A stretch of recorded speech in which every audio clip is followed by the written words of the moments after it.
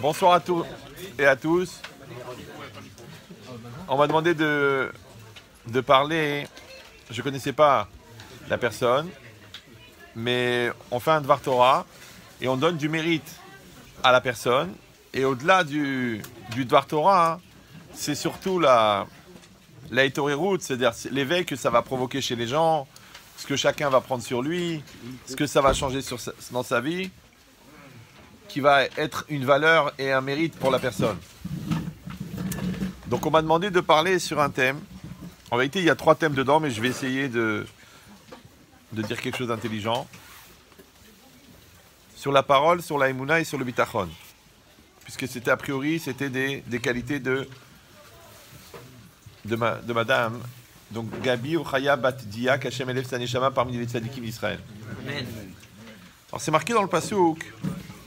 Vayomer Elokim Naase Adam Betsalmenu Kidmutenu. Hachem, quand il a voulu créer l'homme, il a dit faisons un homme, Betsalmenu Kidmutenu, selon notre modèle, à notre image.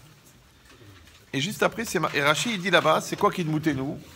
Il dit les Avin ou les Askil, qui soient capables de réfléchir, de comprendre et de réfléchir, de construire, de conceptualiser, on dit en français, pour les Askil. Et juste après, c'est marqué Vaïpar Be'apav Nishmatraim, et Hachem, il a insufflé le souffle de vie. Vous savez que le seul être qui parle, c'est l'homme. Maintenant, l'homme, il est caractérisé par la parole. Le Zohar, il dit que Kol Adam dit Bourou, tout l'homme, ça n'est que parole. Nous, on croit qu'on fait des actes, on croit qu'on fait des choses, mais en vérité, on fait que parler. Ça, on dit Achaim Vamavet Beyad Alashon. D'accord? La vie et la mort, ils sont dans les mots de la bouche. C'est-à-dire que quelqu'un, il va penser quelque chose, une machashava, une pensée forte. Après, il va vocaliser, il va exprimer. Après, il va agir. Maintenant, quand c'est marqué Vaïpar Be'apav Nishmatraim, le Targum, tout de suite, il dit c'est quoi Nishmatraim? Ruach Memalela. L'esprit de parole. Ça veut dire que quand Hachem, il a mis la Neshama, nous, on aurait pu dire, il a mis la Neshama. Alors, quel rapport avec la parole? Alors, il y a un Rashi, dans Kiddushin, Daflamen, Amoudbet, il ramène la Braïta dans Nida, parce que c'est marqué là-bas dans la Gemara, Shlosha Shutafim Et Ba'adam. Ils sont 3 associés dans l'homme. Akadosh Borou, le père et la mère, pour la conception de l'enfant. C'est dans le sujet là-bas de Kibud Avayen, du respect des parents. Et la Gemara dit Echen Bedin, et c'est normal qu'on compare le respect des parents et la crainte des parents avec le respect d'Hachem et la crainte d'Hachem, parce qu'ils sont associés. Et Rashi, là-bas sur place, il ramène, il dit il y a une braïta dans Nida qui dit que effectivement ils sont associés, parce que tout ce qui est blanc chez l'enfant, les os, la peau, ça vient de l'homme, parce que la semence, elle est blanche. Tout ce qui est rouge chez l'enfant, ça vient de la mère.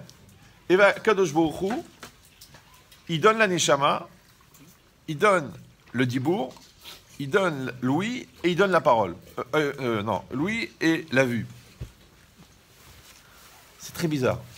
Quand Kadosh Baruch Hu, il donne la Neshama, c'est normal. Ouais, ok. Il donne la parole, tu vois le rapport qui existe entre la parole et la Neshama.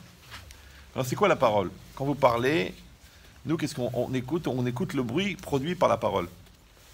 Mais en vérité, l'essence de la parole, c'est pas le bruit. L'essence de la parole, c'est l'air. Maintenant, quand vous parlez, en fait, le son qui est produit, ce sont les vibrations produites par le frottement de l'air sur les cordes vocales. C'est pour ça que l'oralénou, les gens qui ont une maladie des cordes vocales, on les entend plus parler. Parce qu'il n'y a plus la vibration. C'est comme si tu fais passer du vent dans des cordes de guitare, ça fait du bruit. Donc ça veut dire qu'en vérité, la parole, elle n'est pas constituée avec le bruit que tu produis, mais avec le souffle. Ah, tu dis, mais comment ce célèbre champion du monde de poker, comment il s'appelle? Patrick Bruel. Descartes. Il a dit le discours de la méthode. Ouais, mais en vérité, nous, on sait que la parole, elle n'est pas constituée par les mots. Elle est constituée par le souffle. Comme ça, il explique le Bé'er Moshe, si vous avez l'occasion de l'étudier avant de mourir, il est incroyable.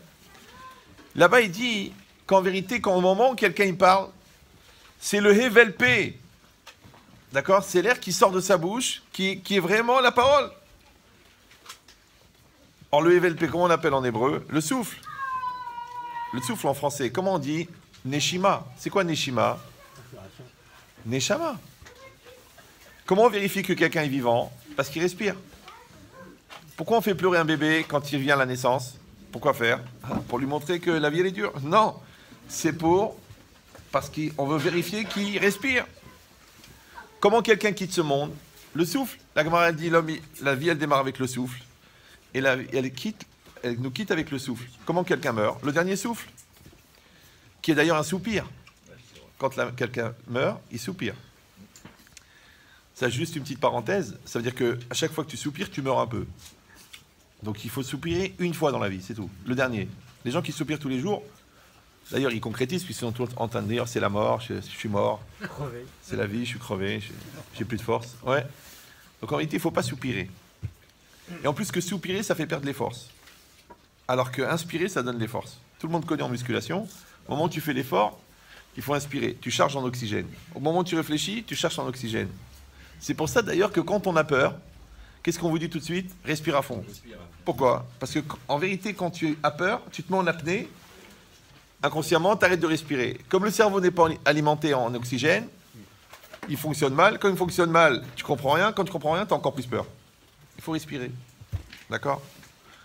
Maintenant, cette logique-là, où la respiration, elle représente en vérité la neshama. Et que chas v'shalom, quand quelqu'un s'arrête de respirer, ça veut dire que la neshama l'a quitté.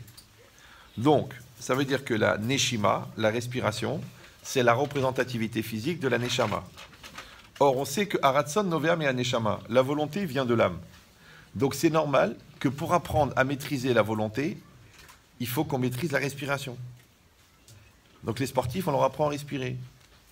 Les hommes politiques, on leur apprend à respirer. Les gens qui parlent au public, les chanteurs, on leur apprend à respirer.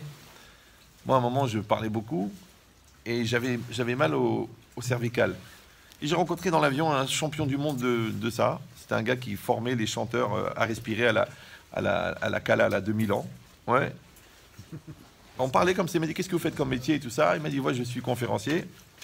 Alors je lui ai dit mais j'ai des douleurs. Il m'a dit parce que vous parlez pas avec le bas, vous parlez avec la tête, avec l'arrière. C'est pour ça que vous avez mal à la tête. C'est mal au cervical, c'est incroyable.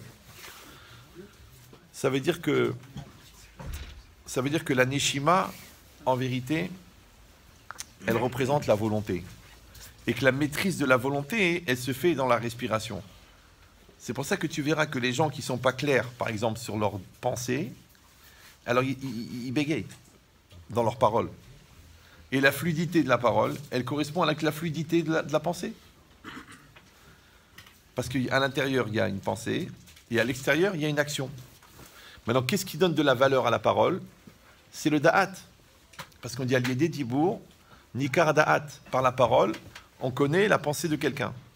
Mais al-yedé da'at, yesh erech le dibour.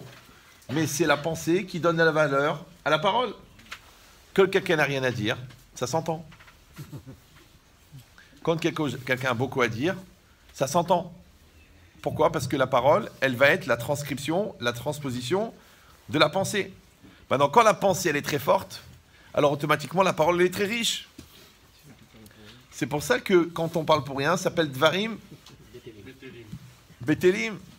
Et quand quelqu'un gaspille, malheureusement, la semence, ça s'appelle Zera, et Batala. Et P, c'est quoi? C'est la bouche. Et P, c'est 85. Et 85, c'est la Mila. Comme ça, il dit le Ben Ishraï. Donc quand c'est marqué Shomea Tefilat Kolpe, Hachem, il écoute la prière de tous ceux de toute bouche. Il dit toute bouche, c'est toute Mila. Donc celui qui garde sa Mila, sa bouche, elle a une force. Et celui qui gaspille ça, sa parole n'a pas de valeur. Il parle, c'est comme tu l'as entendu. Tu m'écoutes pas. Tu ne tiens pas compte de ce que je dis. Pourquoi est-ce que tu n'as pas parlé? Un peu d'échappement, est-ce qu'il a un mode d'expression? Est-ce qu'il est poétique? Cette idée-là, elle veut dire, comme on dit un petit peu dans des Chadodi, on dit sauf ma'aseh b'mahashava techila. Oui, la fin de l'acte, elle est dans la pensée au départ. Alors les gens, ils disent, bon, bah, ça veut dire qu'il y a la théorie, la mahashava, la pensée, et après, la pratique. Mais les Chachamim ne disent pas des bêtises, c'est profond. Alors, c'est quoi la mahashava? Les gens, ils croient que la mahashava, c'est la pensée. Oui. Non, le mot mahashava, il vient du verbe larchov, qui veut dire penser. Mais il vient aussi du mot chashuv, qui veut dire important.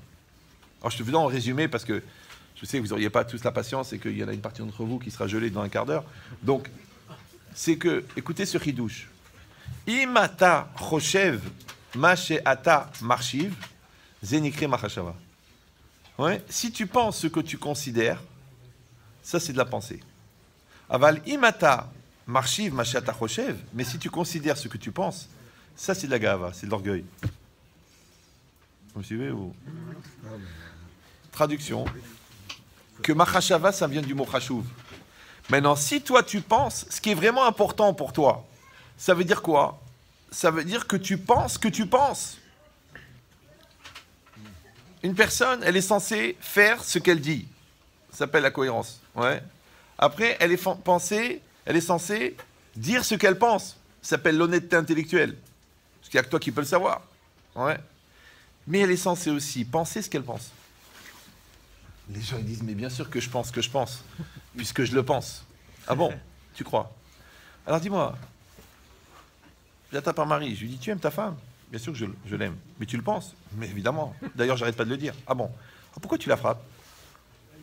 Bon, il y en a qui vont dire, c'est ma façon de l'aimer. Je dis, mais de quelle partie du Maroc tu viens? Donc ça veut dire quoi? Restez calme, c'est rien. Non, j'en ai pour tout le monde. Je vais peut-être faire un cours sur la susceptibilité. Alors, donc ça veut dire quoi? Chut, restez calme, le pire est à venir. Donc, moi, j'ai tenu presque 7 minutes sans blague, c'est un record mondial. Mais ici, c'est très très important. Le Rav Yerucham Halevi, qui est très religieux, il aurait pu habiter au Rincy, oui. Il a dit que Kol achaim shel ben adam ou bonnet et amachashav. Un homme, toute sa vie, fabrique sa machashava.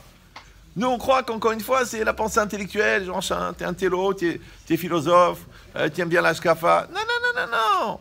Machashava, c'est milachon chashuv.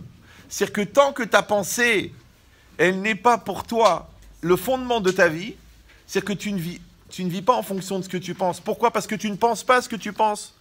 Tu penses qu'il faut être honnête, mais tu voles toute la journée au téléphone. Ok, t'as froid, tu fais de l'ISO, d'accord. Tu es dans un endroit pas éclairé, tu fais des panneaux. Chacun, il essaye de trouver une solution. Tu manques d'air, tu fais du CO2. Mais en vérité, la personne elle-même, ouais, elle connaît la notion de l'honnêteté, mais elle ne vit pas en fonction. Donc en fait, elle ne pense pas ce qu'elle pense. D'accord?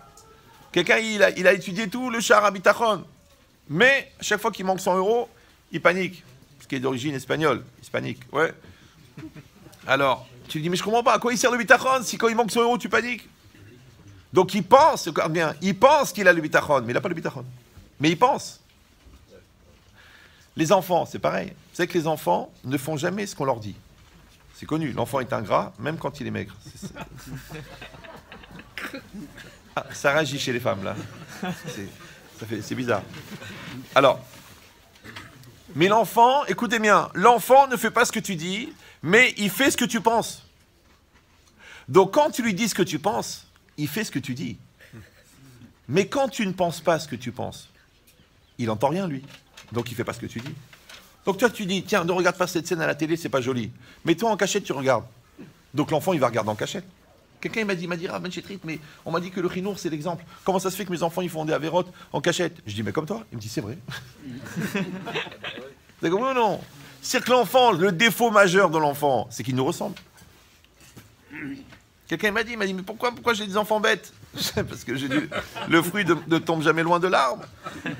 C'est un grand professeur de botanique anglais qui s'appelle le professeur Wallo. Il a dit, les pommiers font des pommes, les poiriers font des poires, les hmariers font des hmars.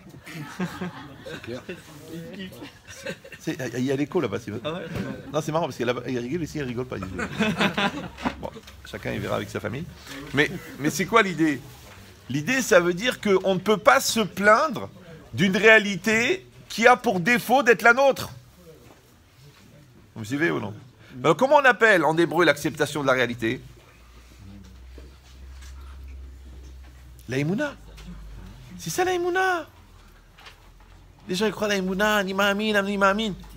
Quelqu'un dit, moi je mets les tefilines, je mange kasher, je fais Shabbat. Mais ça c'est pas la Emouna, c'est évident ça. Parce qu'en dessous de ça, il faut envisager la conversion. Ouais. Donc c'est sûr que tu es mahamine, évidemment tu es juif. Tu vois bien que ton père, à 8 jours, a coupé court à la discussion. Puisqu'il t'a mis là. D'accord? Donc c'est quoi l'idée? Je reste calme. Donc ça veut dire quoi? Ça veut dire que c'est évident que tu dois faire les mitzvot parce que tu es juif. Ouais, c'est évident. Ah, c'est pas évident, c'est difficile, je suis prêt à faire Shabbat, mais ça tombe samedi. De quoi tu parles? D'accord? Donc c'est évident. Donc c'est pas ça la Emouna. La Emouna, c'est que quand il t'arrive quelque chose, tu acceptes que c'est pour toi.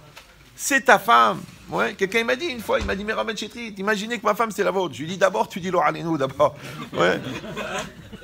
Mais ça veut dire quoi? Ta femme, elle est adaptée à toi. Tes enfants, ils sont adaptés à toi. Pourquoi? Parce qu'ils viennent de toi.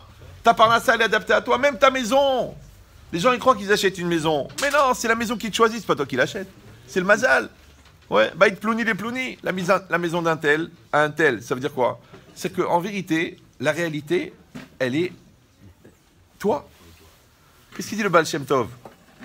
Il dit, un homme, il voit ce qu'il doit voir. Les scientifiques, ils disent, un homme, il voit ce qu'il voit. Les psychologues, ils disent, un homme, il voit ce qu'il veut voir. Mais le Baal Shem Tov, il dit, un homme, il voit ce qu'il voit. Et ce qu'il voit, ce qu'il doit voir. Ce que tu dois voir, c'est que le bon Dieu, il a déjà préparé avant que tu viennes au monde 135 millions de diapositives, qui sont toutes les situations que tu vas vivre, qui sont déjà inscrites dans ta Neshama, et qui vont se réaliser au fur et à mesure que le temps va passer, et qui vont être en face de toi. Pour ça que la roé sota bekilkula, ouais, tout c'est-à-dire que ce que tu vois.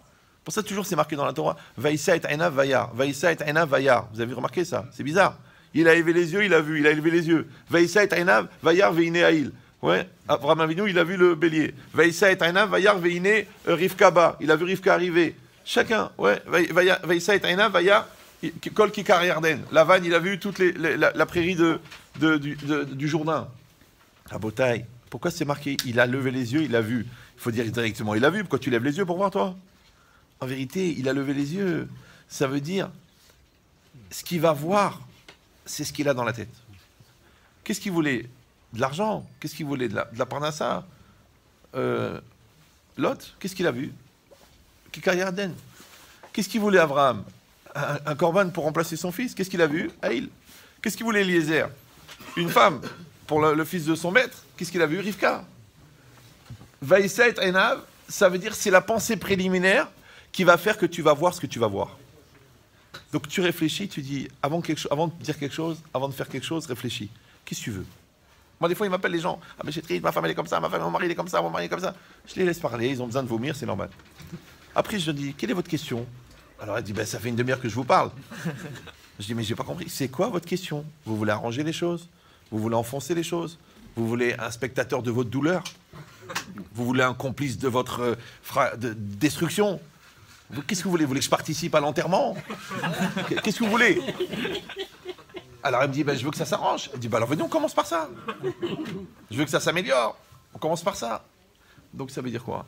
Ça veut dire le préliminaire à la pensée. Le préliminaire à la parole. Avant de parler, tu penses à quelque chose, non? Moi, je ne supporte pas quand les gens ils me disent, excusez-moi, ça m'a échappé, c'est pas ce que je voulais dire, les mots ont dépassé ma pensée. Ça veut dire quoi? Tes paroles, ta bouche, elle parle toute seule. C'est pas possible. Regardez bien la balle, étudiez bien la Gemara Nedarim, étudiez bien les lois du Neder. Le Neder, c'est l'expression d'une parole. C'est pareil. Quand tu dis quelque chose à quelqu'un, ta parole, elle a une valeur. Ah, maintenant, il y a des gens qui ont une parole qui est un peu évasive, qui est dangereuse, qui peut changer. C'est pour ça qu'on fait un shtar. Qu'est-ce qu'il dit le Kovet Shiurim, Rav Elchanan Wasserman? Mazé shtar. Gmirut da'at. Ouais, c'était une finalisation de pensée qu'à ce moment-là, monsieur et monsieur étaient d'accord de fixer telle et telle condition devant témoin, signé, tâté. C'est ça un shtar. Ah, les gens ils disent non, on fait pas un contrat, écoute, c'est un religieux, c'est un rabbin, c'est mon ami, c'est mon frère, on a grandi ensemble, c'est mon beau-frère. Tu donnes 100 euros, tu donnes 10 000 euros, tu fais une société, n'importe quoi, fais un shtar. Tu l'as pas voulu, on le fait pas. Alors tu sais, il y a deux catégories de shtar, le A et le B. Quand tu n'as pas fait le shtar A, tu vas faire le shtar B. Après, tu appelles le rabbin, tu appelles le juge. Il dit, monsieur, mais avez-vous une preuve écrite? Ah, mais il m'a donné sa parole. Parole. Dalida, elle en est morte. D'accord? Donc, ça veut dire quoi? Ça veut dire que la parole, c'est entièrement la personne. Mais la parole, c'est une personne pour la personne qui a une parole, pour la personne qui a une machashava, pour la personne qui a une chashivut, pour la personne qui a quelqu'un à l'intérieur. Or, rappelez-vous que le mot personne, en français, il veut dire personne et personne. Vous suivez ou non? Personne, c'est personne.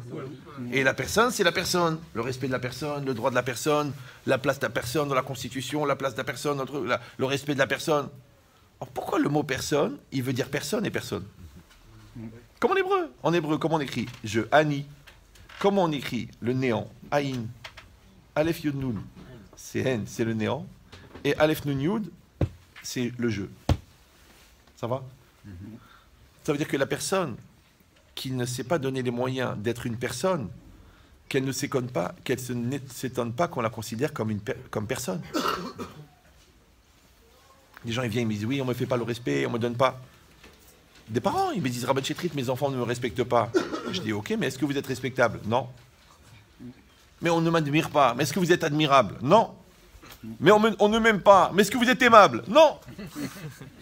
Donc pourquoi je vais donner? Est-ce que tu exiges d'un âne qu'il écrive un poème? Donc d'abord tu dois créer une personne. Cette personne-là, elle va développer une mahashava. Cette mahashava, c'est quelque chose de chashouv. Ce qui est chashouv, tu vas l'exprimer avec ta bouche. Et là, il y a koach hadibour. Là, il y a une force de la parole.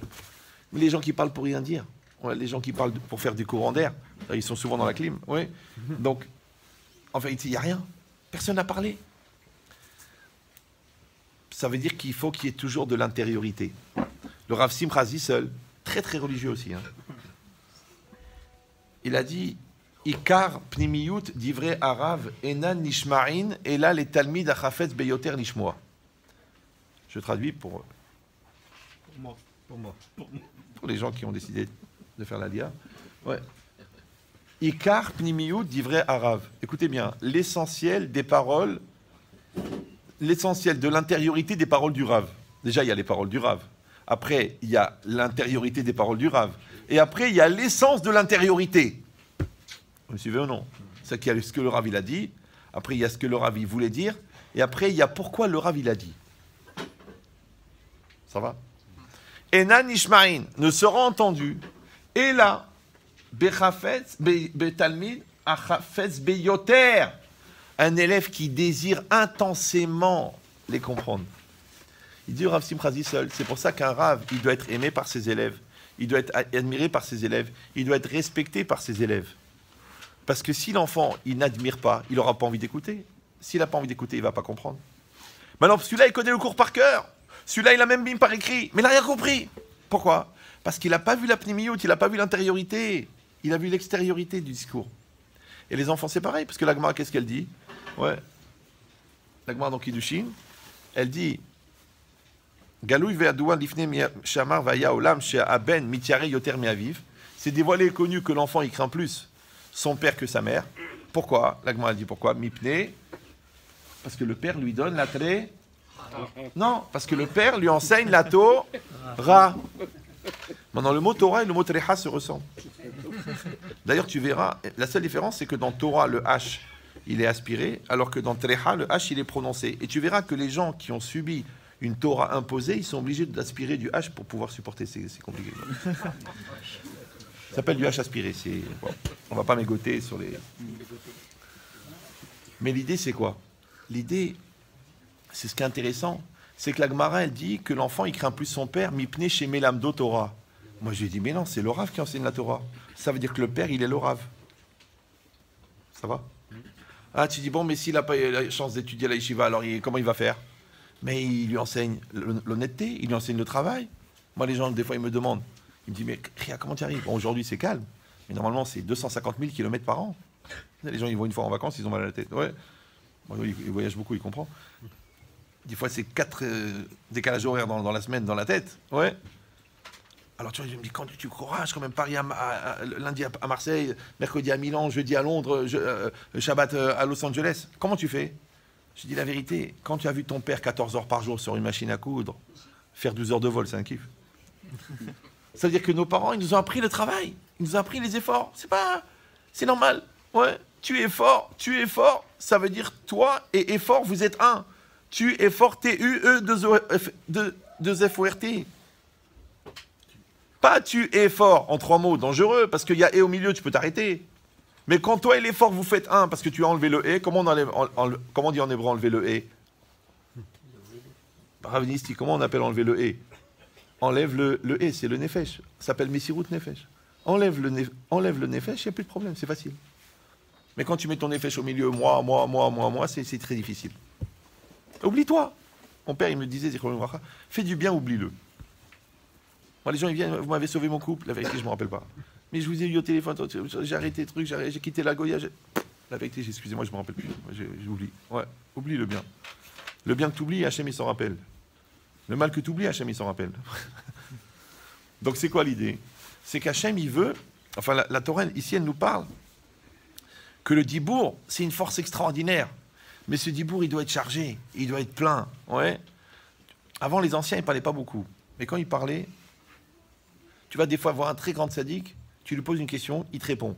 Tu t'en vas, tu dis, il n'a rien compris ce que je voulais. Il m'a répondu, mais à côté de la plaque. 10 ans après, tu dis, ah là là, comment il m'a répondu? Ouais. Toi, tu vas le voir, tu dis, j'ai un problème de Parnassa. Il te dit, bon, dis à ta fille de faire des examens. Tu dis, oh là, le rave, le pauvre, il est fatigué. Ouais. Non, ils ont découvert qu'elle avait un truc problématique et grâce à ça, il a pu avoir des enfants. Ça veut dire que lui, il voit loin, loin. C'est comme un Talmid Racham, tu lui poses une question, tu veux la traduction d'un mot. Et lui, il te refait toute la souga. Tu dis, attendez, je comprends même plus ma question. D'accord? Parce qu'il voit loin. Un homme, il doit voir loin. Un père, il doit voir loin. Toi, tu te prends la tête parce que ton fils, il a fait ça, il a fait ça. Mais il a quel âge? Il a 8 ans, il a 9 ans. Regarde-le à la choupa. Regarde-le à 22, 23, 24 ans. Tu travailles, tu investis sur le long terme, pas le court terme. Ah, maintenant, il t'a énervé parce qu'il t'a empêché de faire la sieste, il s'est engueulé avec sa sœur. Mais ça, c'est Chayesha. Toi, tu dois regarder Chaye Olam. Qu'est-ce que tu lui donnes pour toujours, pas pour maintenant? Une fois, quelqu'un m'a dit, Rabban Chetrit, qu'est-ce que je vais laisser à mes enfants? Quel type de placement vous me conseillez? Je lui dis, vous avez combien de garçons? Il m'a dit 6. Je lui dis, prenez des 6 caves. D'accord. Mais c'est quoi l'idée? Non, c'est une blague. Donc, c'est quoi l'idée? Non, je vous vois tellement sérieux, la vérité, j'ai un isayon de dire des blagues. Soyez un petit peu léger, comme ça, ouais. Donc ici, c'est un chidouche extraordinaire que, en vérité, toi, tu dois donner de l'intériorité à tes paroles. L'autre, il doit mettre de l'intensité à chercher l'intériorité des paroles. Comment ça s'appelle en hébreu? Ça s'appelle Shaviut Aretzonot. C'est l'équivalence des volontés. Comme ça, le Maharal, il explique la notion de Ahava. C'est quoi l'amour? Équivalence des volontés. Maintenant, une fois, j'ai fait un cours sur la communication. D'ailleurs, que le patron de Publicis, à l'époque, il avait écouté, il est devenu fou. Il a dit, on l'emploie pour former les 2000 vendeurs. Je dis, la vérité, j'ai pas fait 10 ans de collège pour aller former des vendeurs. Mais c'est quoi le Yesod? C'est ça. C'est qu'en vérité, communication, communiquer. Communiquer comme un. Comme un. C'est pas shoot. Et un, c'est quoi? C'est Echad. Et Echad, c'est valeur numérique 13. Et 13, c'est la même valeur numérique que Ahava. Et Ahava, c'est aimer. Donc aimer, c'est faire un. Quand tu parles avec quelqu'un, tu fais un. Pour ça qu'on dit toujours le Maharal, il dit, ouais, Dibour, Zechibour. Dibour, Zechibour. Moi, je suis en train de parler, vous êtes en train d'écouter, d'accord? Vous entendez les sons? Non, vous entendez l'idée. Mais l'idée, moi, je l'ai travaillée pendant 15 ans. Quel est votre espoir de la capter en 3 secondes? Donc, en fait, c'est ça le chidouche. Le chidouche, c'est que si toi, comme ça, une fois, il nous avait demandé à Einstein, Albert, qui était d'une intelligence relative, ouais, et dont on n'a jamais retrouvé les téphilines. Il a dit, mais comment, quand quand il a donné la relativité, il y a 3 mathématiciens au monde qui ont compris ce qu'il a dit. Mais quand Einstein, il expliquait à un enfant de 8 ans, il comprenait. Alors, comment un grand mathématicien, il n'a pas compris, un enfant de 8 ans, il l'a compris? Écoutez bien ce qu'il a dit. Il a répondu, il a dit, vous savez pourquoi? Parce que moi, quand je l'explique à un enfant de 8 ans, moi, je l'ai compris. Moi, je l'ai compris. Donc l'autre, il comprend. Donc ça veut dire que quand tu enseignes une chose que tu ne comprends pas, ou que tu enseignes une chose que tu ne fais pas, ou tu enseignes une chose que tu ne penses pas, l'autre, il ne peut pas l'entendre, puisqu'au fond, tu ne le penses pas. Vous me suivez ou non? Donc ça veut dire qu'il y a un pont établi entre la personne qui enseigne et la personne qui écoute. C'est une volonté d'enseigner et une volonté d'écouter. Maintenant, si il y a la volonté d'enseigner, ça va arriver dans la tête de l'autre. S'il y a une volonté d'écouter, ça va rentrer dans la tête de l'autre. Comment on appelle ça en hébreu? Dvarim, ayotsim, minalev, nirtasim, l'élève. Les choses qui sortent du cœur, elles rentrent dans le cœur. Alors les gens, ils croient que ça veut dire c'est la vibration, c'est Johnny, Gabriel. Non. Non. Yotsim, minalev. Regardez bien là-bas le Maharal de Prague, il explique très bien. Lève, c'est l'intériorité de la personne. C'est pas le cœur. C'est pas le muscle qui envoie le sang. Ouais, c'est le cœur. Comme tu dis, le cœur du fruit, le cœur de la ville, le cœur du problème. Ça s'appelle Merkaz à Adam. C'est-à-dire la partie la plus profonde chez la personne. Moi, j'appelle ça la source de l'impulsion première. C'est-à-dire juste après la Neshama, quand elle commence le moi, à cet endroit-là, c'est ton moi profond, presque ton subconscient. De là-bas, ils partent les impulsions de faire, les impulsions de pensée, les impulsions de parole. Quand toi, tu es balabaïd de cet endroit-là, ça s'appelle que tu existes. Ça s'appelle Amakir et Mekomo, ouais, qui connaît sa place. Bon, après, il y a Ramoshe Shapira et tout ça, mais c'est un peu long. J'ai peur qu'il y en a qui prient pour que je m'étouffe. Donc, je vais juste vous dire ce chidouche-là, que la parole, elle vient du très très loin à l'intérieur. C'est pour ça que ça ne sert à rien de dire une chose que tu ne penses pas. Ça ne sert à rien de parler d'une chose que tu n'as pas, que tu n'appliques pas, ça ne sert à rien. Bon, combien de fois, même des rabbinis, même des enseignants, ils me disent, écoute, je comprends pas. Une fois, comme ça, un rave, enfin un concurrent, il est venu, il m'a dit, Ria, je comprends pas. Les gens, ils viennent à mes cours, ils font pas de chouva. Et moi, comme un idiot, parce que moi, je croyais que, puisqu'on est deux dans la profession, je croyais qu'il avait travaillé ses midotes. Je lui dis, il faut que tu fasses tes chouvas. Oh, qu'est-ce qu'il m'a fait? Il s'est mis à crier, ouais, pour qui tu te prends? Qu'est-ce que ça veut dire? Mais qu'est-ce que tu crois? Je lui ai dit, mais les pharmaciens ne vendent pas des cravates. Donc, ce que tu n'as pas en stock, tu peux pas le livrer. Donc, si les élèves ne reçoivent pas la teshuva, c'est que toi, tu la contiens pas. Comprenez ou non? Je vais pas commander un vélo dans une pâtisserie. Et pourquoi pas? Si le mec, il est ouvert d'esprit. À Botaï, c'est pas shoot. Une chose que tu n'as pas acquise, c'est pas la peine de l'exiger de tes enfants. Une chose que tu n'as pas comprise, ne t'énerve pas que les élèves ne comprennent pas. Une chose que tu n'as pas travaillé, ne viens pas pour dire comment ça se fait qu'ils me regardent avec des grands yeux. Mais il n'est que le reflet de ce que tu es. Dvarim mayotsim inalev nichnasim lalev. Une fois, il y a un grand darshan qui était connu. Il a été voir le Chafetz Chaim. Il a dit, Rav, anilo yodea, ni olech mi makom le makom, je vais d'un endroit à l'autre, je parle, anashim, lo mekablim, les gens ils prennent pas sur eux, ils bougent pas. Et le Chafetz Chaim, il a répondu ça. Il a dit, Dvarim ayotsim inalev nirtasim lelev. Les choses qui sortent du cœur, elles rentrent dans le cœur. Ah, le gars, il dit, j'ai compris. Il s'est travaillé, il s'est mis à crier, il pleurait pendant les cours, et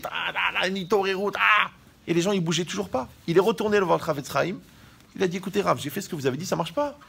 Il dit, qu'est-ce que je t'ai dit? Il a dit, Dvarim ayotsim inalev nirtasim lelev. Je dis, alors le Chafetz Chaim, il a dit, avant, Kodem chez Yotzim Minalev, avant que ça sorte du cœur. Erzenichnas Balev. Comment c'est rentré dans le cœur? Si tu as fait copier-coller avec un livre, tu n'es pas devenu Chacham. Moi, je vois des gens, aujourd'hui, c'est très à la mode, chacun devient conférencier. Mais dans conférencier, il y a férencier, c'est dangereux. Non, c'est-à-dire quelqu'un qui n'a pas étudié au moins 10 ans, mais qui fasse cette mitzvah accessible à n'importe quel niveau, qui se la ferme. Moi, j'entends des choses, des fois, je dis, c'est pas possible. C'est pas possible, il s'est converti ce matin ou quoi? Ils disent des bêtises, mais même le contraire de la Torah. Le contraire, je critique personne. Ouais, parce que c'est une initiative. Le gars, il vendait des savons, il a fait de la communication, maintenant, il est devenu rave. Mais encore, il est vieux, donc on peut comprendre, puisque c'est un ravagé. D'accord? Mais l'idée, c'est quoi? C'est qu'une personne, elle doit savoir qu'on peut pas dire n'importe quoi. Maintenant, ça, c'est ton métier, tu enseignes. Donc tu dois faire attention. Toi, tu es horloger, tu fais des bonnes montres. Toi, tu es couturier, tu fais des bons habits. Ouais. Et ben toi, tu vas. Quand t'es parent, tu dois transmettre le meilleur de toi-même. Mais ça, c'est seulement pour les gens qui sont parents. Mais si quelqu'un il est parent une fois par an, oui, quand il vient inscrire les enfants à l'école, il est parent. Après, tu dis, est-ce que vous avez des parents? Non, j'ai plus de parents parce qu'ils sont là une fois par an. Il y en a même qui sont parents une fois par an. C'est-à-dire maintenant qu'ils sont parents, ils sont devenus parents. Mais on est parents bien avant. Pourquoi? Parce qu'avant d'éduquer l'enfant qui est devant toi, il faut déjà que tu éduques l'enfant qui est en toi. Donc tu es déjà parent du gamin qui est en toi. Tu es déjà parent de l'ado qui est en toi. Tu es parent du fou qui est en toi. Après vous deux, l'homme et la femme, ils sont parents de leur couple. Parce qu'ils ont un couple enfant, tout est la faute de l'autre. Un couple ado, 50% de tort partagé. Un couple adulte. Écoute, je vais faire mon travail et toi, tu es une femme extraordinaire. C'est ça un couple adulte, ouais. Mais combien de couples ados? Vous me suivez ou non? Toute la journée, je suis au téléphone avec des gens, je lui dis, excusez-moi, mais vous avez quel âge? Il me dit, bon, j'ai 47 ans. Quel âge? 17. Non, 47. C'est-à-dire, il croit que je suis sourd. Si moi je suis sourd, lui, il est cinglé. Je dis, mais comment tu peux avoir 47 ans et avoir un comportement de 17? C'est ça le problème. D'accord? Donc ça veut dire que tu n'as pas encore éduqué l'homme qui est à l'intérieur de toi. D'ailleurs, on dit en français, ah, je me suis conduit comme un gamin, j'ai eu un comportement d'enfant. Ouais. Mais tu sais comment tu peux savoir si tu es un gamin ou un adulte? Eh bien, écoute-toi parler. Écoute-toi parler. Mais écoute ce que tu racontes. Écoute ce que tu dis. Moi, des fois, les gens, ils me parlent. Je dis, écoutez, je vais vous répondre, mais la vérité, la réponse, elle est dans votre question. Écoutez-vous. La réponse, elle est dans votre raison. Ils me disent, mais écoutez, voilà, j'ai fait ça, j'ai fait ça. Je dis, pourquoi? Pour telle raison. Je dis, vous parlez français? Il me dit, oui. Je dis, vous savez la différence entre une raison et un prétexte? Il dit, oui, je parle français. Ben, c'est facile, c'est que la raison, elle est raisonnable. Mais le prétexte, il n'est pas raisonnable. Donc si vous me dites que vous l'avez fait pour telle raison, mais que cette raison n'est pas raisonnable, c'est que c'est un prétexte. Alors comment ça se fait que vous n'êtes pas rendu compte que c'est un prétexte, et moi, je le vois que c'est un prétexte? Parce que vous ne connaissez pas ce qu'on appelle en psychologie le taux de Taïch. Mais pas trop souvent. Donc, non, parce qu'après, ça devient un métier. D'accord? Donc, non, Taïch, mais... Je lui dis parce que, en psychologie, il y a... Moi, j'ai pas étudié la psychologie. J'ai eu cette chance de ne pas faire d'études, donc c'est un miracle. Non, parce qu'après, il faut apprendre tout ce qui est faux pour savoir ce qui est vrai dans ce qui est faux. Là, tu apprends la Torah, tout est vrai. Tu gagnes du temps.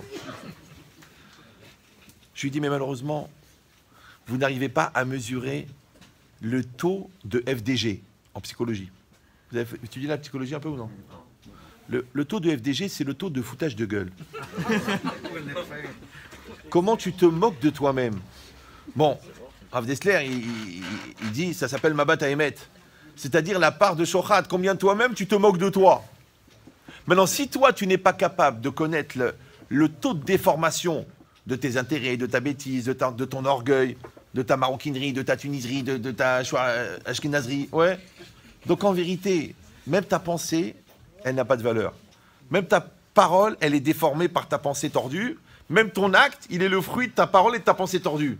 Et les gens, ils passent leur vie à légitimer une chose qu'ils savent depuis le départ qu'elle est fausse. Donc la question, elle est, quand est-ce que tu vas commencer à vivre? Parce que pour l'instant, tu n'es pas vivant. Parce que vivant, c'est quoi? Vivant, c'est Chai.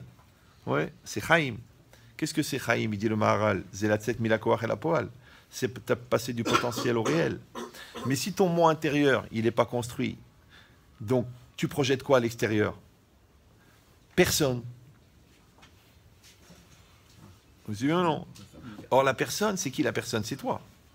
Alors, rappelez-vous cette démonstration de Ben Chetrit, si vous l'avez connu. À l'époque, il a donné beaucoup de cours. Vous voyez cette bouteille ou non? Vous la voyez? Vous la voyez? Si vous ne la voyez pas, il faut acheter un chien. D'accord. Donc, imaginez cette bouteille. Elle est pleine, elle est neuve. J'ouvre la bouteille, je la vide dans une bassine. Elle se remplit d'air. Ça va? Si, vous me dites si ça va trop vite. Ouais. D'accord. Il répond en plus. Donc, je pose la question la plus idiote du monde. Qui c'est qui a mis l'air? Il y avait de l'eau. Maintenant, il y a de l'air. Bon, tu dis, en physique, on dit, il y a une loi, la nature n'aime pas le vide. D'accord? Donc, dès que tu enlèves l'eau, il y a de l'air qui rentre dedans. Bon. Il y a des gens qui disent, bah, ils croient en rien. Quand ils pensent, c'est Dieu. Hachem, il a mis l'air. Comme ça, il est occupé à mettre de l'air. C'est bon.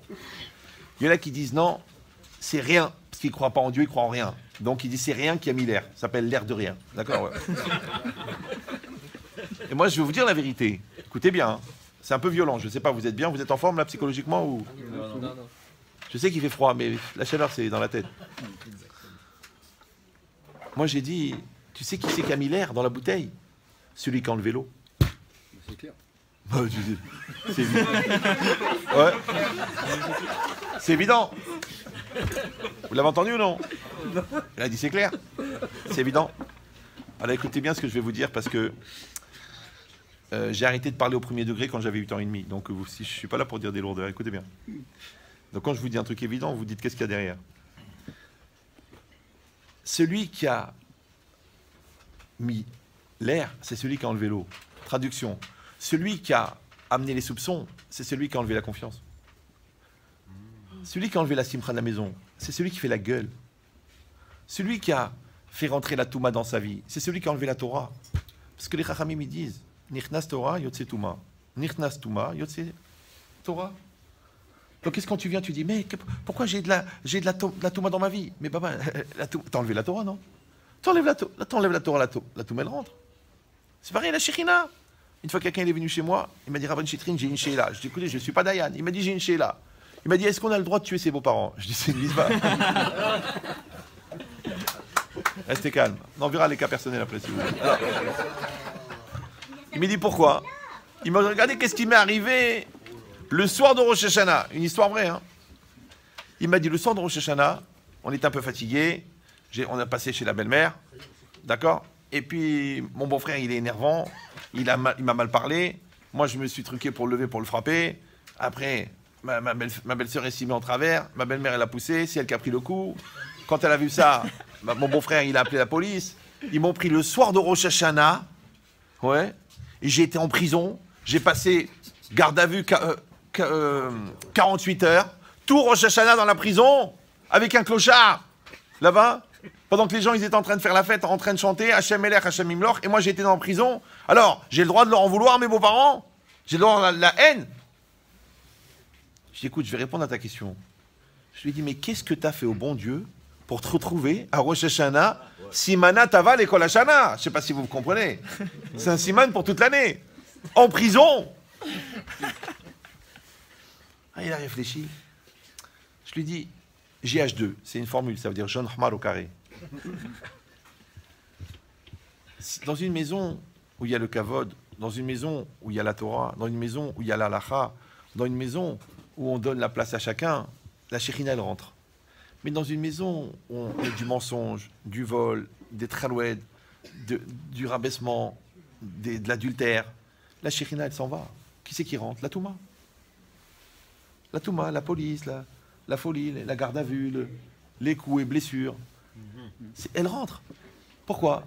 Parce que vous savez que le shalom, les gens ils croient que le shalom, c'est un des noms d'Hachem, vous savez ça? Shalom, c'est un des noms de Dieu. On ne peut pas dire aux toilettes shalom. Ouais, c'est compliqué d'appeler un enfant shalom, c'est compliqué. Parce que c'est un prénom, un nom de Dieu. Maintenant, un nom de Dieu, si vous regardez là-bas le Rav Friedlander, il explique que chaque nom de Dieu, c'est une facette d'Hachem.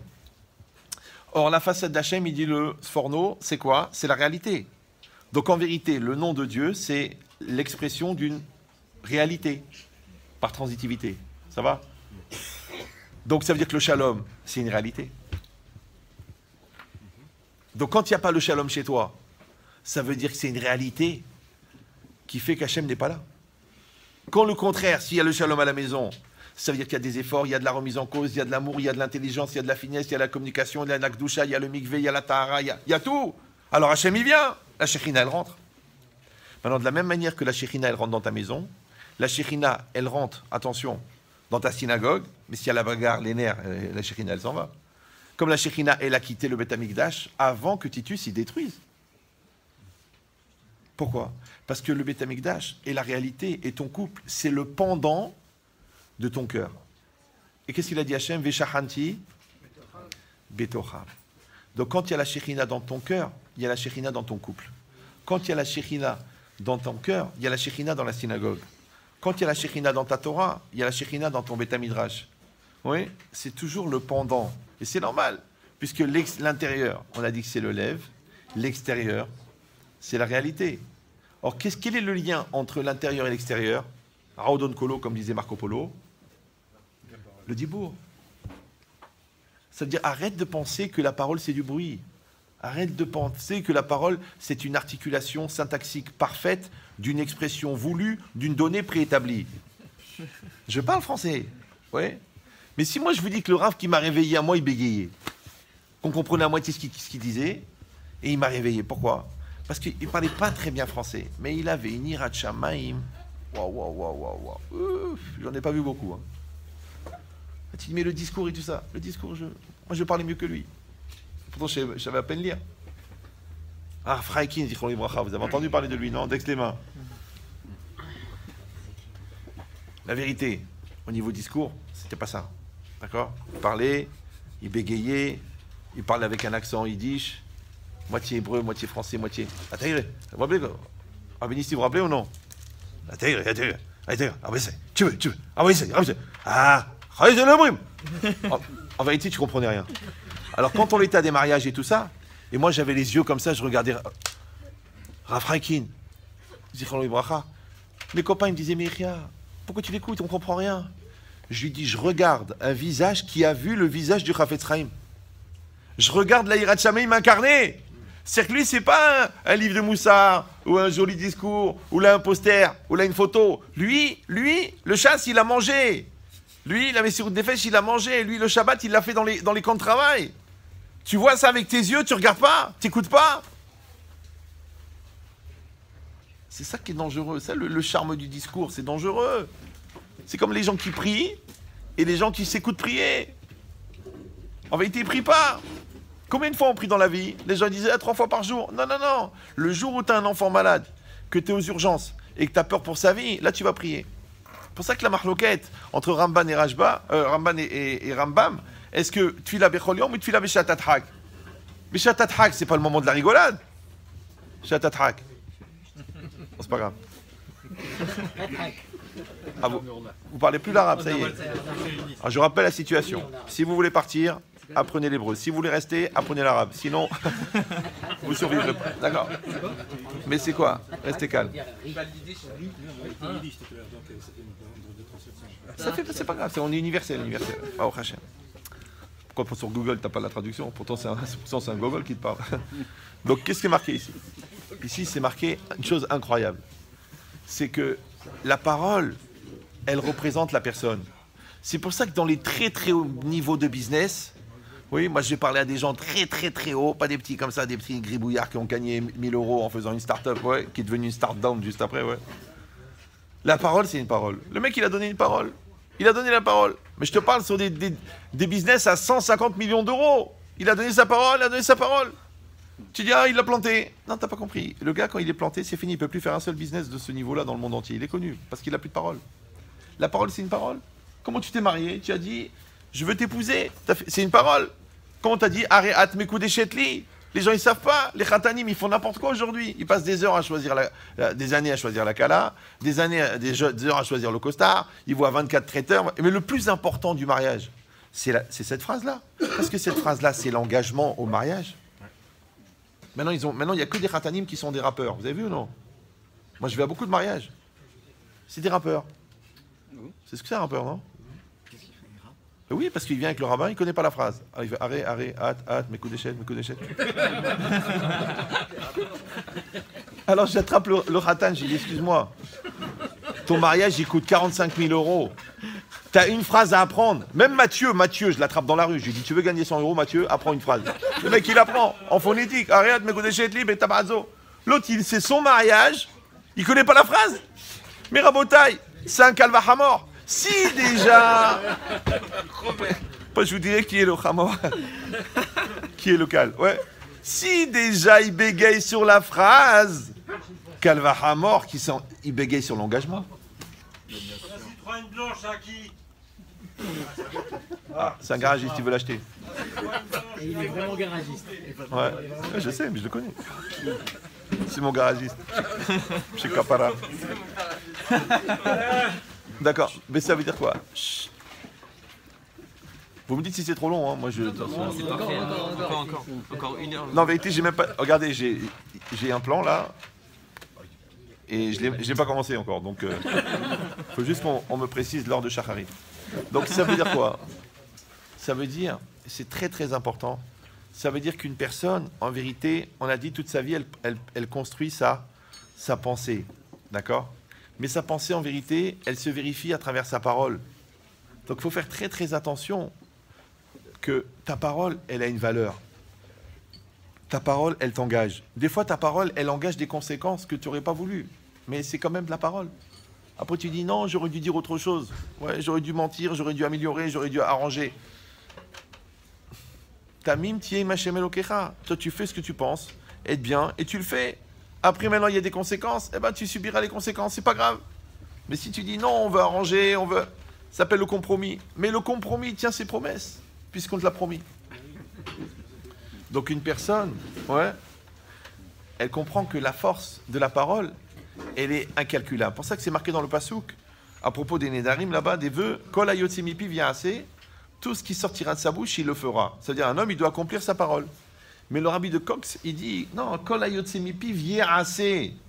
Tout ce qui va sortir de sa bouche, c'est ça qui va s'accomplir. C'est ce qui va arriver, c'est ce que tu as sorti de ta bouche. Oui. Le Beth Alevi ramène un Zohar, où il explique là-bas que pourquoi est-ce que quand Yaakov Avinu il a prié pour ne pas subir son frère Esav, il a dit Atzilenina miyadachi miyad Esav. Sauve-moi de la main de mon frère, de la main de Esav. Il demande le Beth Alevi, il dit mais je comprends pas. Combien il avait de frères, Yaakov? Un seul. Comment il s'appelait? Esav. Donc il n'avait pas besoin de dire sauve-moi de la main de mon frère, de la main de Esav. Il avait qu'à dire sauve-moi de la main de mon frère ou sauve-moi de la main de Esav. Alors le Zohar il dit non, parce que même quelqu'un d'autre on peut l'appeler mon frère. Aujourd'hui tout le monde est mon frère, frérot. D'accord. Et il y a plusieurs personnes qui peuvent s'appeler Esav. Il dit de là-bas, le Zohar, ça veut dire que quelqu'un quand il prie, il doit faire attention à ses paroles parce que c'est exactement ces paroles qui vont s'accomplir. C'est comme si quelqu'un il a une belle-mère qui est très très difficile, très interventionniste, très présente. Il prie Hachem, il dit Hachem, je ne peux plus la voir. Et sa prière est exaucée, le lendemain il se réveille, il est aveugle. Donc, ça veut dire que c'est toi qui l'as dit avec ta bouche. Ouais. Ça va? Je peux baisser le niveau si vous voulez. Mais ça veut dire fais attention à ce que tu dis. Je vois les gens comment ils insultent leurs enfants. Mais fais attention. Quelqu'un, il maudit ces trucs, ou quelqu'un, il dit des mots. Mais tu les assumeras pas, ces mots. Donc ça veut dire quoi?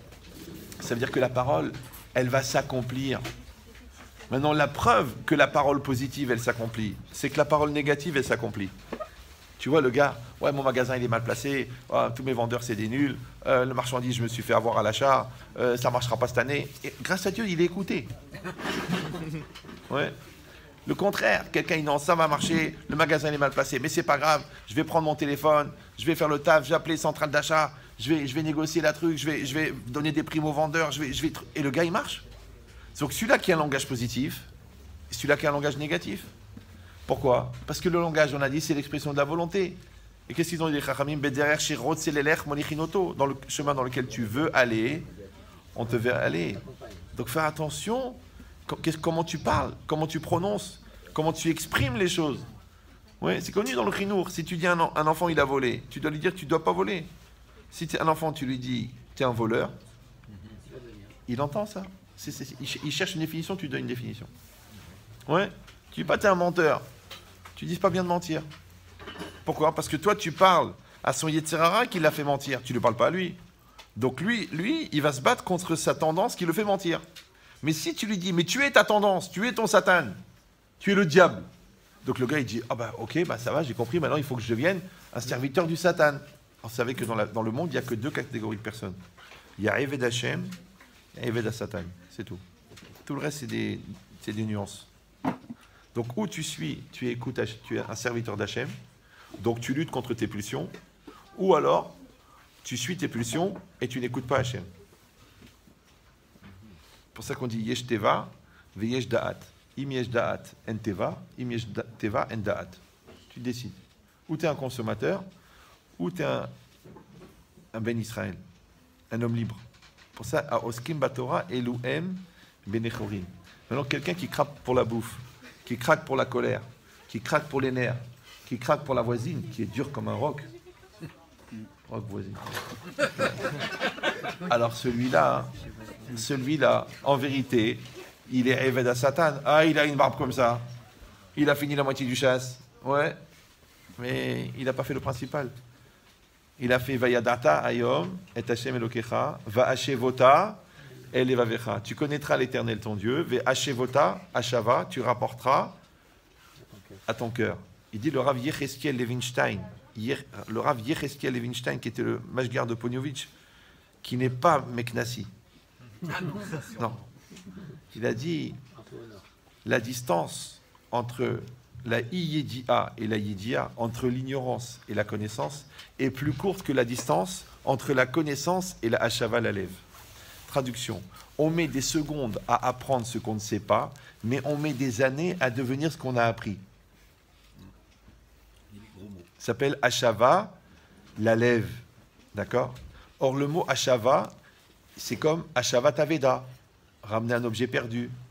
C'est comme la chouve, Betchouva. Et c'est comme Makom Aïchouv. C'est comme Makom Aïchouv. C'est un endroit civilisé, un endroit construit. Alors écoutez, qu'est-ce qu'il dit Rav Yerucham Halevi?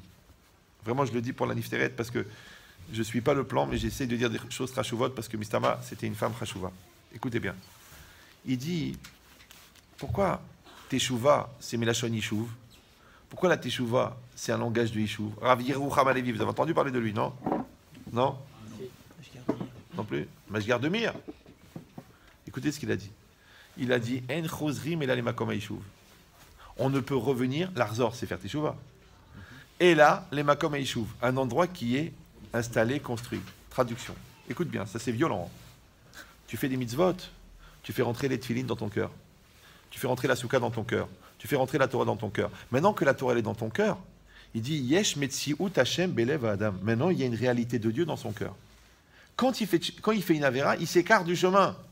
Ouais, il quitte ça. Ouais. Quand il fait tchouva, il faut au choser. Quand tu es perdu dans le désert, tu cherches un autre désert. Quand tu tombes à la mer, tu cherches une autre mer. Non, tu cherches un endroit habité, un endroit civilisé. Donc quand tu vas faire tes tchouva, si tu n'as pas fait rentrer la Torah dans ton cœur, il faut t'arroser. C'est pour ça que tu vois les gens, ils font tchouva, après ils recommencent. C'est comme des gens qui me disent, vous avez Rav, j'étais Shomer Shabbat, mais quand j'ai perdu mon père, j'étais en rébellion, j'ai arrêté d'être Shomer Shabbat. Je dis la vérité, tu veux la vérité ou un truc qui te fait plaisir? Il m'a dit non, la vérité. Je dis, t'étais jamais Shomer Shabbat. Ah bon? Non. Je dis, parce que quand t'es Shomer Shabbat, t'es Shomer Shabbat. C'est terminé. C'est comme les gens qui me disent, ah, j'arrive pas, ma femme elle m'énerve, j'arrive pas à me retenir de l'insulter. Je dis, vous mangez du cochon? Mais il a une barbe comme ça, le mec. Je dis, vous mangez du cochon? Jamais? Comme ça, à minuit et demi, gare de Saint-Étienne, tout est fermé, t'as oublié, tu prends un petit jambon beurre? Enlève le beurre, bien sûr, on va servir halal. Mais tu manges le cochon. Il m'a dit, chasvé shalom, mais vous êtes fous, je prends que hatam sofer, que truc, toutes les cacheroutes du monde. Je dis, ah, t'as des bonnes ashgacha sur la bouffe? Ah, les meilleurs du monde, je suis très marmire. Je dis, quel ashgacha t'as sur tes midot? Parce que quand t'insultes ta femme, c'est sous quel ashgacha? C'est même pas réformiste, ça. T'as compris ou non? Est-ce que tu as une ashgacha sur tes midot? Ah, t'as l'homme ashgacha à la midot? Pourtant, c'est minatora. Alors qu'il y a des choses dans la cacheroute qui sont mises des rabanan. C'est bizarre. Ouais. Faire honte à quelqu'un, c'est minatora. Donc, Rabotai, ici, c'est une chose extraordinaire. Que la personne, elle fabrique sa pensée, elle fabrique sa parole, elle exprime sa parole. Après, il y a une espèce d'effet miroir entre la réalité et la personne. D'accord? C'est que si tu vois le sourire sur la tête de quelqu'un, ça donne le sourire. Mais pourquoi il a le sourire? Parce qu'il a vu le tien. D'accord? Si l'élève y comprend, c'est parce que toi, tu as compris. Quand tu fais un business, il faut que le vendeur soit content et le client soit content. Si le client il se rend compte qu'il s'est fait rouler, que tu l'as embrouillé, tu l'as vendu un produit pourri, alors toi, tu dis, moi, je l'ai ouvert, j'ai pris un max, je l'ai déchiré. Moi, je vous dis la vérité. Hein. S'il y a 10 000 goïms qui prient tous les matins pour que tu attrapes, pour que tu payes pour ce que tu leur as fait, tu dis, mais c'est pas Minatora. Je crois Naour, c'est Minatora. Tu vas pas attraper un rhume. 10 000 qui prient tous les matins, minimum une leucémie. Un truc bien, un truc crachou. Ouais, c'est normal. C'est un sourd. Tu dis, oui, mais c'est la part d'un ça. Non. Tu fais cachère. Tu payes tes impôts. Tu payes tes employés. Et s'ils travaillent bien, tu leur rajoutes une prime, tu les fais évoluer, c'est normal. Ils t'amènent la bracha, tu leur donnes pas la bracha. Donc ça veut dire que toi, en vérité, tu as compris que la vie, c'est un miroir. Et si vous allez dire, bon, c'est très joli, mais où c'est marqué? C'est marqué. Moi, tout ce que je dis, c'est marqué. J'ai arrêté de dire des bêtises. Ouais. C'est un Sforno, non, c'est un Ramban, sur le Passouk, Eke Ashereke. D'accord? Mais c'est une marloquette. Est-ce que c'est un nom divin ou non? Donc on dit Eke Ashereke, mais c'est quand Hachem il a demandé à Moshe Rabbeinu d'aller sortir les bénis Israël d'Égypte, Moshe il a posé une question bizarre. Il a dit par quel nom je dois te nommer? Ouais. Qu'est-ce qu'il a répondu? Ayez Hachéréyé. Je serai celui que je serai. Donc, il y en a qui disent que c'est une formule, il y en a qui disent que c'est un nom d'Hachem. Le Ramban, là-bas, il amène plusieurs pirouchim. Vraiment, ça vaut la peine de le faire avant de mourir. Il dit comme ça. Un des midrashim, il dit, c'est quoi Ayez Hacher Ayez? Je serai celui que je serai. Regardez ce qu'il dit. Ayez Imcha Be'ove Kemo Sheata Be'ove Imi. Je serai avec toi comme toi tu es avec moi. Un peu comme Mida Keneged Mida. Ouais. C'est que la vie, Hachem, il va être avec toi comme toi tu es avec lui. Maintenant, moi, je dis toujours la vie, je dis Hachem, c'est la même chose. Pourquoi? Parce que le Sforno, sur ce pasouk-là, il dit qu'Hachem Oev est Ametsiout, et que la Metsiout, en vérité, c'est quoi? C'est le panim, c'est la facette externe d'Hachem. Donc, quand toi, tu perçois Hachem à travers la réalité, ce qu'on appelle vulgairement la Hashgacha, l'intervention divine, en vérité, tu vois un nom d'Hachem. Maintenant, étant donné qu'Hachem, il va te suivre, et qu'il y a un effet miroir, donc, quand tu bouges devant le miroir, il bouge. Alors, il dit le Midrash, quand tu donnes la tzedaka, Hachem, il ouvre le shofar. Quand tu es comme ça, tu bloques la bracha, il bloque la bracha. Après, tu dis, mais pourquoi ça rentre pas? Pourquoi ça vient pas? Parce que tu es quand même le fondateur du site internet barredefer.fr. Radin.com. Ouais, référencé. C'est-à-dire qu'une personne, c'est la vie, c'est un miroir. Maintenant, si toi et la réalité, c'est un miroir, toi et tes enfants, c'est un miroir, toi et ta femme, c'est un miroir, attention, toi et toi-même, c'est un miroir. Suivez ou non? Parce qu'il y a le moi intérieur, le moi extérieur. Et le moi intérieur et le moi extérieur, ils doivent être les mêmes. Être soi, même. Le même que soi. Toho, qui est baro. Toho, l'intériorité, baro, l'extériorité. D'ailleurs, on le dit, pour trouver son toho, il faut parfois passer un certain temps derrière les barreaux. D'accord? Non, c'est pas une halakha. D'accord. Donc ça veut dire quoi? Ça veut dire que, tu vois, cette symétrie-là, ce parallèle entre toi et toi, en hébreu, ça s'appelle tzadik. Parce que c'est quoi tzadik? Les gens, ils croient tzadik. Tzadik. Non, détends-toi, ça va aller. Ouais. Tzadik, c'est juste. Tzedek, c'est la justice. Quel est le symbole de la justice? La balance. Pourquoi? Parce que tout le monde sait dans la police que sans les balances, on ne pourrait pas appliquer la justice. D'accord? Non, c'est pas pour ça. Non. En vérité, c'est pourquoi est-ce que la justice c'est la balance? Parce que c'est l'équilibre. Sur un plateau, il y a ce que tu as fait. Sur un plateau, il y a ce que tu mérites. Tu fais du bien, tu mérites du bien. Tu fais du mal, tu mérites une treha. La preuve, c'est que quand tu fais du bien et que tu reçois une treha, qu'est-ce que tu dis? C'est injuste. Maintenant, si tu dis que la justice, c'est la cohérence, donc celui, il y a écrit, là, il y a le Shulchan Aruch, et là, il y a le Chacham. Quand le Chacham, il applique le Shulchan Aruch, on l'appelle Tzadik. C'est pour ça que quand un Talmid Chacham, il part, normalement, on devrait l'enterrer avec un Sefer Torah. Et qu'est-ce qu'on dit? Ki yem ze mashekatouf bazé. Il a accompli celui-là, ce qui est marqué dans celui-là. Comment on l'appelle le Talmid Chacham? Sefer Torah vivant. C'est qu'à Brisk, là-bas en Pologne, là-bas en Russie, normalement, à Simchat Torah, on danse avec les Sefer Torah. Qu'est-ce qu'ils faisaient? Ils prenaient le Rav. Ils dansaient avec le Rav. Pourquoi? Parce que tu dis, mais s'il n'y a pas le Rav pour m'expliquer, comment je comprends les Sefer Torah? Maintenant, il ne faut pas être dans le gouroutisme et le truc. Non, ouais. Mais ça veut dire qu'il faut avoir la reconnaissance de dire, en fin de compte, on est des aveugles. Sans le Rav, on ne comprend rien. Donc maintenant, lui-même, il a appris de son Rav, t'en fais pas. Qui a appris de son Rav? Qui a appris de son Rav? Qui a appris de son Rav? Qui a appris de qui? De Moshe Rabbeinu. Donc en vérité, quand tu écoutes le Rav, tu entends Moshe Rabbeinu. C'est pour ça qu'on dit que quand Moshe Rabbeinu, il est niftar, sa neshama, elle a éclaté en Nitzutzot, et chaque étincelle, elle est tombée chez chaque juif. Que si tu n'as pas une étincelle de Moshe, tu ne peux pas prendre la Torah. De la même manière, une personne, elle va transmettre non pas ce qu'elle a, mais ce qu'elle est. Et ce qu'elle est, c'est ce qu'elle est devenue. Maintenant, le verbe être et le verbe avoir, ce n'est pas les mêmes. Aujourd'hui, dans la société, la priorité, c'est le verbe avoir. Dans la Torah, la priorité, c'est le verbe être. Aujourd'hui, priorité consommateur. D'accord? Priorité, même si tu veux aider la société, il faut consommer, il faut produire, il faut développer. Mais tu ne développes pas quoi? La société. Mais quand tout le monde sera mort, qui c'est qui va profiter de la société? D'accord?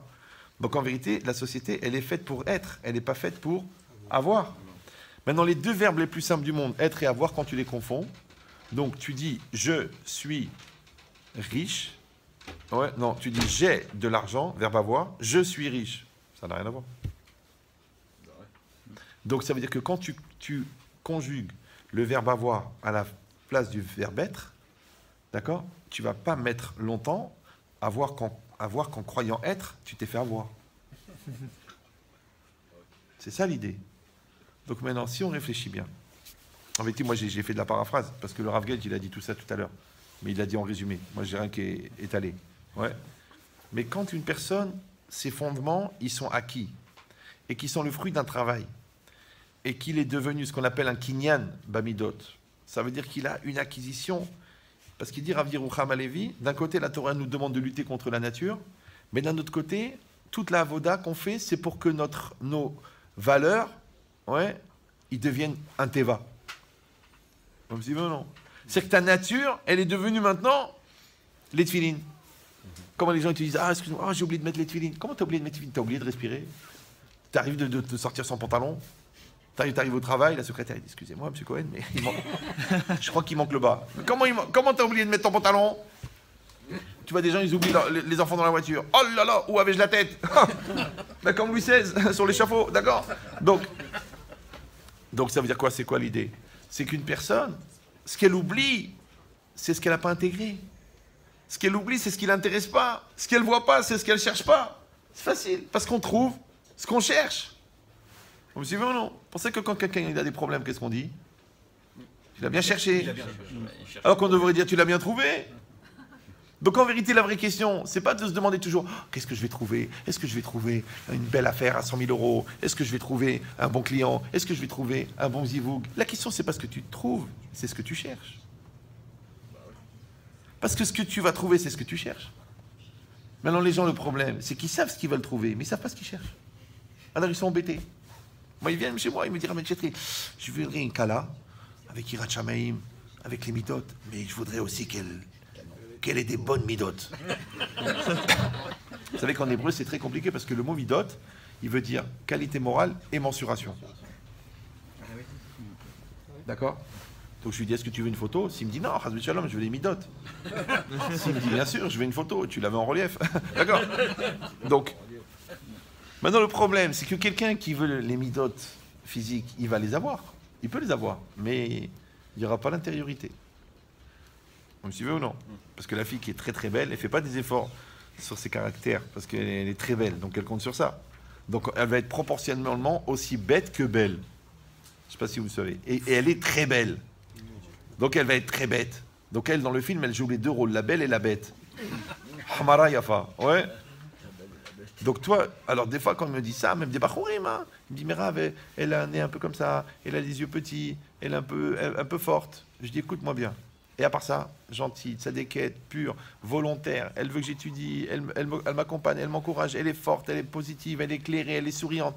Je dis, elle a tout ça, mais elle a le nez un peu comme ça. Je sais pas, peut-être à Gardaïa, le vent, il soufflait toujours du même côté.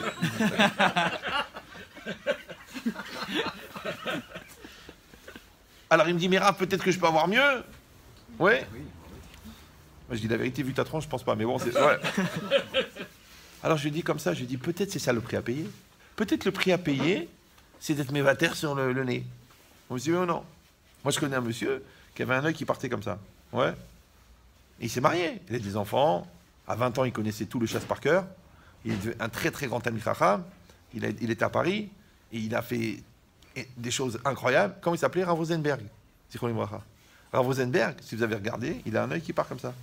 Imagine sa femme, sa fiancée, elle aurait dit, ah, mais dommage, il a un œil comme ça. Oui, il a un œil comme ça. Mais à 20 ans, le chasse. Par cœur. Hein. Non, les gens, ils croient pas. Ils disent, ah, il connaît les chasses. Non, toi, tu confonds avec tirer. Non, il connaît. Ouais. Une fois, j'étais dans un cours avec le... J'étais dans un hôtel, il y avait Rav Rosenberg. Maintenant, lui, c'est un ordinateur. Hein. Parler devant lui, ça veut dire c'est... Tu fais caparotte toutes les 4 minutes. Et moi, j'ai dit, bon, il est là, qu'est-ce que je fais le foot dehors? J'ai fait le shiur. Et c'est l'Agmara aussi, pareil dans Kiddushin sur Kibud Avaim. Et l'Agmara, à un moment, elle raconte que Avimi, son père lui a demandé un verre d'eau, il s'est baissé pour lui donner, et puis son père, il s'est endormi. Et lui, il est resté comme ça, tout le temps qu'il dormait, pour lui donner le verre juste quand il se réveille. Qu'est-ce qu'on aurait fait? Nous, on aurait dit, bon, attends, ça va, c'est bon, je vais aller faire autre chose, je vais pas perdre le temps, mais tout le Torah. Non, il est resté lui. La Gemara elle dit Bisrout qu'il a fait cette mitzvah-là. Hachem, il lui a envoyé un gilouï, un dévoilement dans un Tosfot, un Teilim. Ouais. Ok. Rashi ramène l'explication du Teilim que Avimi l'a trouvé par son chidouche. Ouais. Alors moi j'étais là-bas comme un Brel, enfin comme un Jacques. J'ai dit, il y avait le Rav. J'ai dit bon sûrement que quelque part dans le chasse, la Gemara elle ramène au nom d'Avimi ce pirouche-là, et c'est comme ça que Tosfot, comme ça que Rashi il a su. Et lui il me regarde, il ne veut pas me faire l'archouma. Écoutez bien, hein. Comme ça il est devant moi. Il me dit comme ça, il me dit, pas dans le chasse. T'as compris? Comme si tu dis, pas dans Ashreyo, je vais Betecha. C'est qui connaît le chasse comme Ashreyo, je vais Betecha. Je sais pas si vous... Moi, des fois, je me bagarre avec lui. Moi, je ne peux pas me bagarrer avec une montagne. Mais il dit, non, je dis, même Dalet, Amoud Bet. Amoud Aleph, en bas. Va chercher le chasse. Lui, il l'a en photo devant lui. Toi, tu es en train de discuter avec ta mémoire. Ouais. Bon, enfin, ça veut dire quoi? Ça veut dire que, cette fois, cette personne-là, elle a été prête à être mévateret. Alors, on dit en moussard, Kol ha-mevater ou menatseach. Celui qui est mévater, qui renonce, c'est lui qui gagne. Dans le Shalom Bayit, soit mévater. Ah, mais j'ai raison. Eh ben, t'as raison. Voilà, maintenant, t'es divorcé, t'es seul à Blanc-Ménil en train de faire ta lessive. Voilà, t'es bien, voilà. Mais t'avais raison. Ouais, même le Rav, il a dit que j'avais raison. Eh ben, voilà, t'es seul à Blanc-Ménil en train de laver ta chemise. Et les enfants, ils sont de l'autre côté, là-bas, sur la Côte d'Azur. Voilà, t'es heureux maintenant? Ça sert à quelque chose d'avoir raison? Non, t'es mévater. L'autre, il t'a planté. Eh ben, il t'a pris l'argent, tu t'as essayé, t'as fait ta truc et t'as jeté l'autre, il veut pas. Il rend pas, il meurt, il s'étouffe, il veut pas. Il arrive pas. Ouais. Eh ben, t'es mévater. Tu dis non, je suis pas mévater. Parce que si tu es mévater, tu passes ton temps aux toilettes. Non, tu es mévater, restez calme. Tu laisses tomber. Pourquoi? Parce que le gars, il t'a planté 10 000 euros. D'accord? Mais quand tu t'angoisses pendant 6 ans pour ces 10 000 euros, ça t'enlève 3 ans de vie. Donc ça te fait 10 000 euros, plus 24 000 euros de psy, plus 3 euros d'année en moins. Donc t'as vu où ils sont arrivés, tes 10 000? Tu n'as qu'à penser que tu les as perdus sur un coup au casino, ou là que ta femme elle s'est acheté un sac chez Chanel. N'importe quoi. Mais tu oublies, somme va terre. Il dit c'est exactement pareil. Il dit en vérité, comme dans le chesed, on a dit tout à l'heure, tu fais du bien, tu l'oublies. Ouais. Dans les mitzvot, tu fais du bien, tu l'oublies. Et bien dans le mal aussi, il faut être capable. Oublie. Avance. Ouais. Parce que le gars devine là. Il dit un jour, tu rigoleras sur ce qui t'a fait pleurer. Comme c'est bien ou non?